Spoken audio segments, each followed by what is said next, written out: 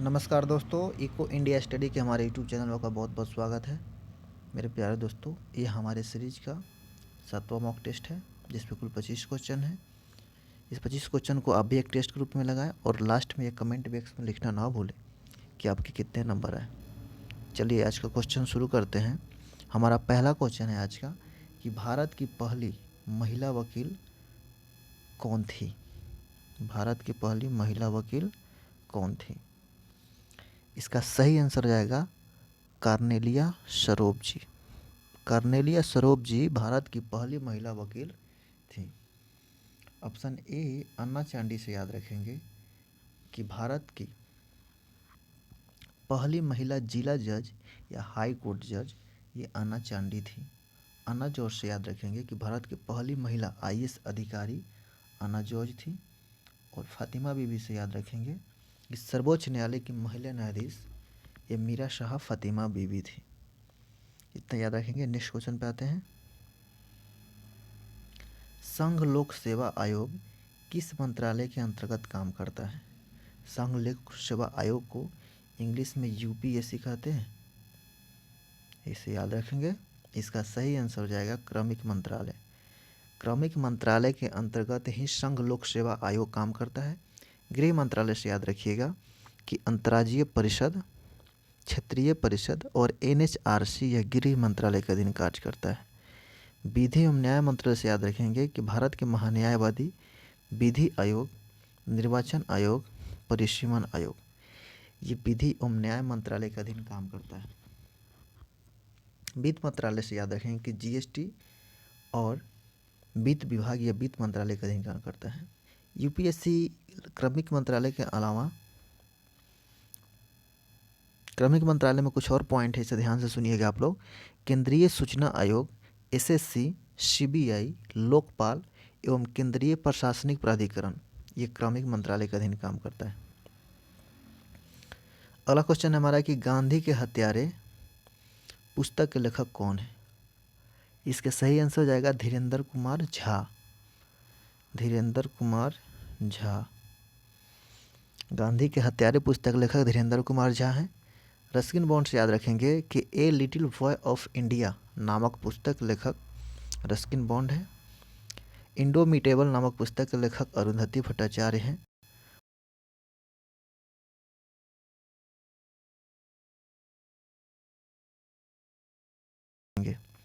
Next question पे आते हैं कि शराब में पाया जाने वाला एसिड कौन सा है। इसका सही आंसर हो जाएगा बोरिक एसिड।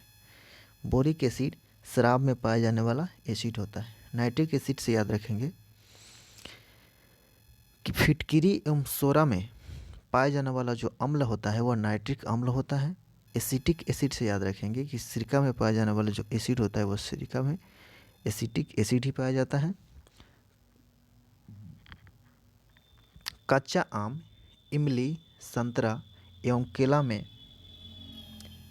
टार्टरिक अम्ल पाया जाता है। इतना याद रखेंगे। नेक्स्ट क्वेश्चन पे आते हैं कि सर्वाधिक घनत्व वाला तत्व कौन है।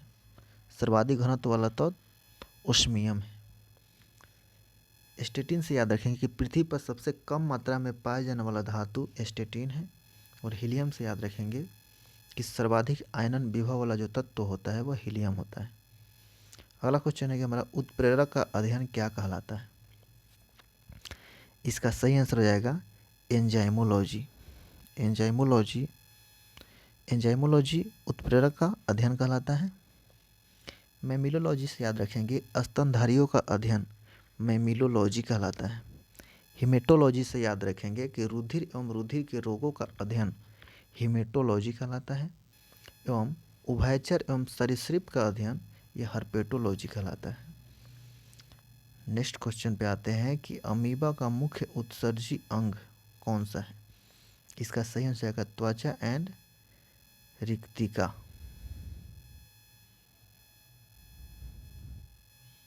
त्वचा एवं रिक्तिका इसके मुख्य उत्सर्जी अंग है। ऑप्शन ए सही होगा।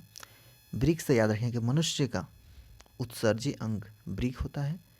झींगा मछली का उत्सर्जी अंग हरित ग्रंथियाँ होती है। और फीता कृमि का उत्सर्जी अंग फ्लेम कोशिकाएं होती हैं। इतना याद रखेंगे। अगला क्वेश्चन है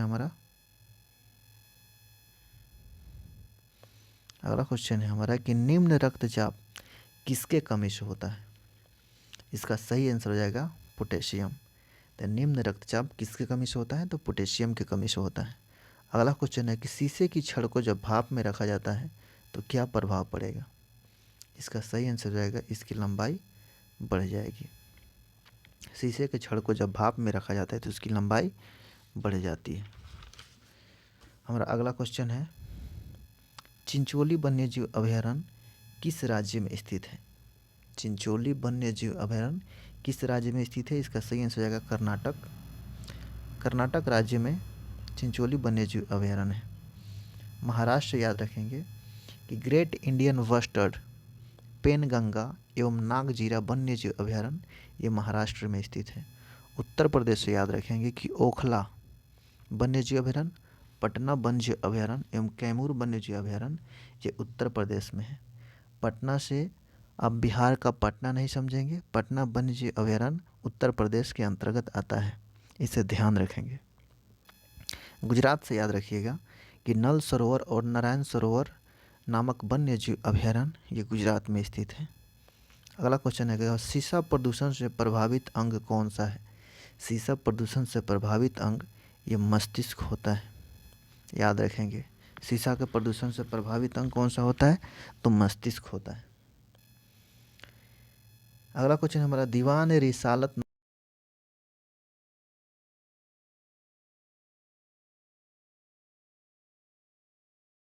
हो जाएगा विदेश विभाग। विदेश विभाग दीवान रिसालत से संबंधित है। नियंत्रण विभाग से याद रखेंगे दीवान रियासत। कुछ कॉमन फैक्ट्स है इन दोनों में। यदि रिसालत पूछेगा तो विदेश विभाग होगा और रियासत पूछेगा तो नियंत्रण विभाग होगा। दीवान रियासत नियंत्रण विभाग और दीवान रिसालत विदेश विभाग।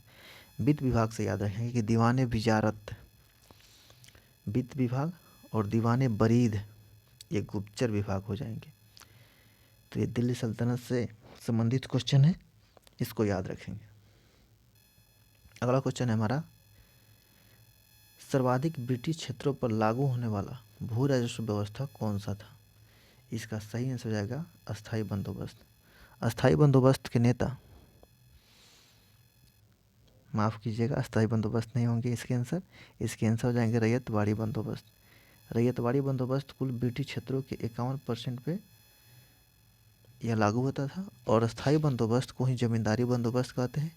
ये कुल 19% भागों को कवर करता था और महलवारी बंदोबस्त ये 30% ब्रिटिश क्षेत्रों पे लगता था। अस्थाई बंदोबस्त 1793 ईस्वी में यह व्यवस्था लागू हुआ था। रैयतवाड़ी 1820 ईस्वी में और महलवाड़ी 1822 ईस्वी में यह लागू किया गया था। नेक्स्ट क्वेश्चन है हमारा, भारत का प्रथम चाय बागान कब स्थापित किया गया था? भारत का प्रथम चाय बागान 1833 ईस्वी में स्थापित किया गया था। 1855 से याद रखेंगे कि प्रथम जूट मिल की स्थापना श्रीरामपुर पश्चिम बंगाल में 1855 ईस्वी में हुआ था। 1907 ईस्वी में टिस्को की स्थापना हुआ था। 1854 से याद रखेंगे कि कवास जी डाबर ने 1854 ईस्वी में सूती वस्त्र की पहली फैक्ट्री स्थापित की थी। अगला क्वेश्चन है हमारा कि इंडिया पत्रिका का संपादन किसने किया था? इसका सही आंसर हो जाएगा दादा भाई नौरोजी। दादा भाई नौरोजी ने इंडिया पत्रिका का संपादन किया था। बी रघवाचारी से याद रखेंगे कि बी रघवाचारी ने हिंदू नामक पत्रिका का संपादन किया था। सच्चिदानंद सिन्हा ने हिंदुस्तान स्टैंडर्ड नामक पत्रिका का संपादन किया था और गणेश शंकर विद्यार्थी ने प्रताप नामक पत्रिका का संपादन किया था। इतना याद रखेंगे। अगला क्वेश्चन है हमारा कि महात्मा गांधी को मलंग बाबा की उपाधि किसने दी थी? महात्मा गांधी को मलंग बाबा की उपाधि कबालियों ने दिया था। कबायलियों ने दिया था। महात्मा गांधी को मलंग बाबा की उपाधि कबायलियों ने दिया था। नेहरू एवं एंड्रयूज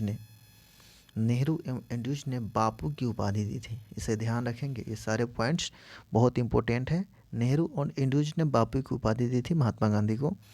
लॉर्ड माउंटबेटन ने महात्मा गांधी को वन मैन बाउंड्री फोर्स कहकर उन्हें संबोधित किया था। मदन मोहन मालवीय ने भिखारियों का राजा कहकर उनकी प्रतिष्ठा को और आगे बढ़ाया था। इसे ध्यान रखेंगे। आगे बढ़ते हैं। पूरा अवशेष का महानतम अन्वेषक किसे माना गया है? इसका सही आंसर जाएगा डार्विन। डार्विन, जिनका योगदान जीव विज्ञान में भी असराहनीय है, इसे बेशक नहीं भुलाया जा सकता है। और डार्विन का नाम प्राचीन इतिहास में भी सुनने को मिलता है। पूरा अवशेष का महानतम अन्वेषक डार्विन को ही माना जाता है। प्राइम रूप से याद रखेंगे। प्राइम रूप से याद रखेंगे कि प्राग ऐतिहासिक, भारत में प्राग ऐतिहासिक की खोज प्राइम रोज ने की थी। और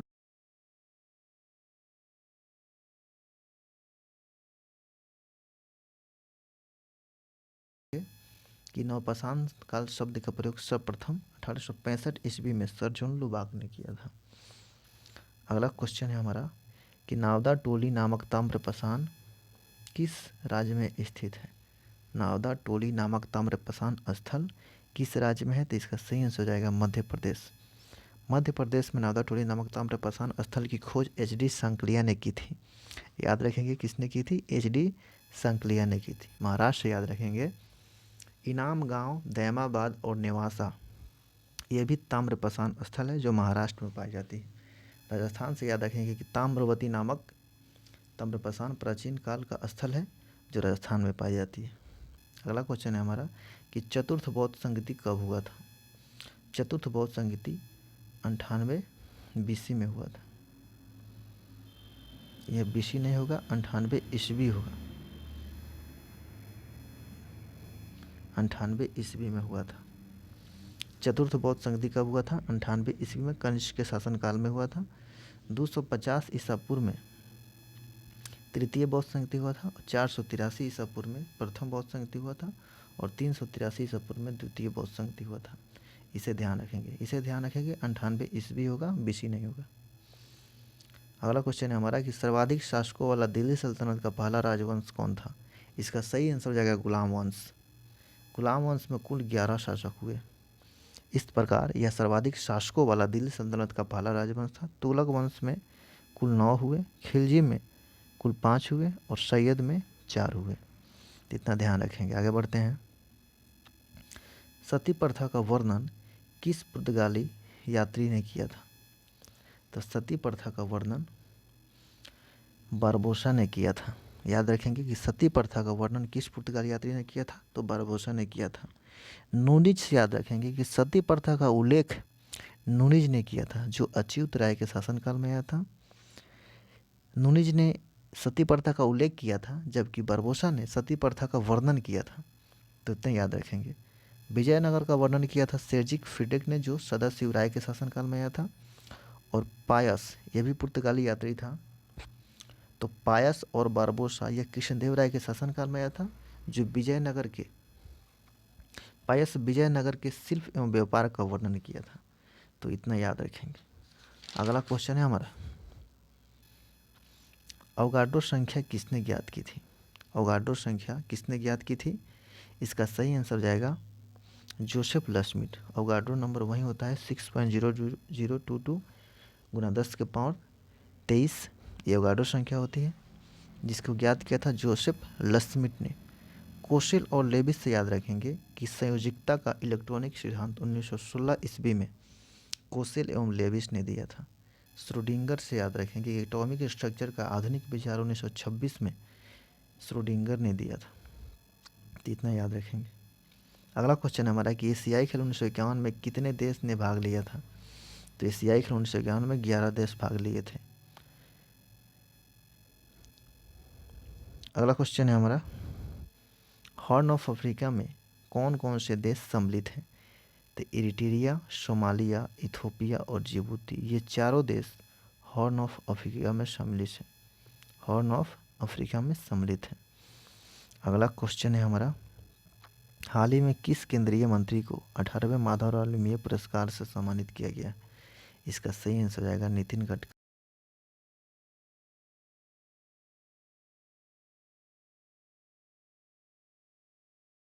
टेस्ट उम्मीद करता हूँ कि आप भी इस क्वेश्चन आंसर का टेस्ट लगाए होंगे। प्रिय मित्र अपने नंबर कमेंट बॉक्स में लिखना ना भूलें। इसके साथ यदि हमारा वीडियो आपको अच्छा लगा हो तो इसे लाइक करें, कमेंट करें और हमारे चैनल इको इंडिया स्टडी को सब्सक्राइब करना ना भूलें और इसे ज़्यादा से ज़्यादा शेयर भी करें। ठीक है दोस्तों, तब तक के लिए आपसे इजाज़त चाहता हूँ। नमस्कार।